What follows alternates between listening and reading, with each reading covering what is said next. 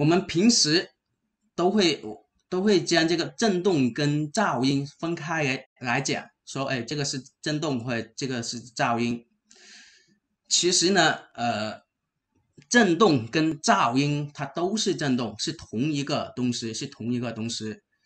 嗯，这里的话，我还是举一个例子，假如我1秒钟拍打桌子拍打50次，我一直这样重复的拍打，那好啊，那你会听到我拍打桌子有这个啪啪啪这样的声音，对吧？也会，如果你把手放在我的桌面上面，你也可以感受到我的这个桌面是在震的。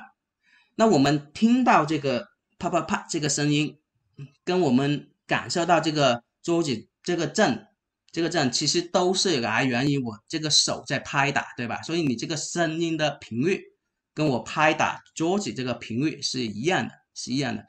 然后这个声音的频率跟这个震动的频率也是一样的，也是一样，都是50赫兹。如果是我拿1秒钟拍50次的话，你听到啪啪啪这样的声音的频率，它是50赫兹，那震动的频率也是50赫兹。所以呃，我们的震动跟声音都是由于我的手在拍打，所以它们是同一个东西，同一个东西。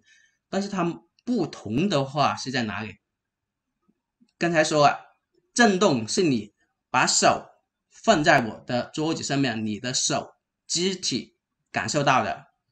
声音呢是桌子在震，传导到空气当中，传到你的耳膜，你的耳膜听到的，所以只是人的感官不一样，其实它是同一个东西，同一个东西。那后面的话，因为它是同一个东西，后面我分辨讲解的话，我只用振动这个词，只用振动这个词。然后下面的话，我们先看一下振动的单位。我们说它辅助振动大小，这个单位是用什么？是用这个 G 就是振动加速度，然后 M 的话就是毫，那这个大家知道。声音的话，我们平时都知道用分贝表示声音的大小。